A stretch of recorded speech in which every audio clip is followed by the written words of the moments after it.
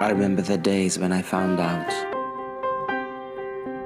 All I could do was stare at my computer pretending to work until it was time to leave. I took stock of the events that brought me to this point. Logging into a mobile app for meetups, a phone call the afternoon before from the HIV clinic nurse who was reluctant to be specific. Locking myself in the bathroom at home, running the bathtub water to drown out my mixed feelings of fear and sadness.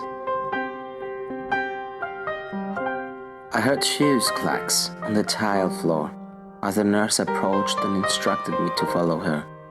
As we walked, I asked her if there was something wrong, and she suggested we wait to talk about it until we reach in the office. Sitting across from each other, with the door closed, she confirmed I had tested positive for HIV. She reached across the desk, took my hands, and told me everything was going to be okay.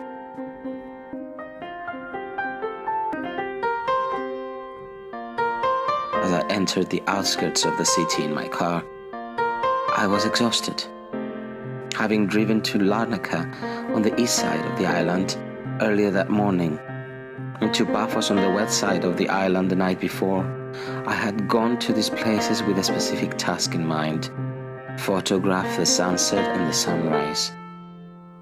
I took the photograph of the sunset in Paphos, not far from where Aphrodite was born.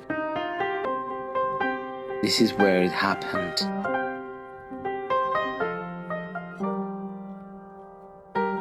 I sat upright on the bed in front of the computer and began an email with, "I'm in New York for a couple of days and I'm going to Baltimore on Thursday for a conference." The day before, I received a phone call from the clinic informing me of the results from my last blood test. My viral load was undetectable.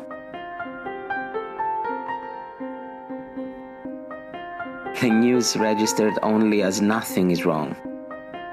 Different memories keep coming to the surface of my mind. Frustrating forms, paperwork and appointments, and days where I felt like I was going to die, deserved to die, or felt like I wasn't worth anyone's time, expense, or love.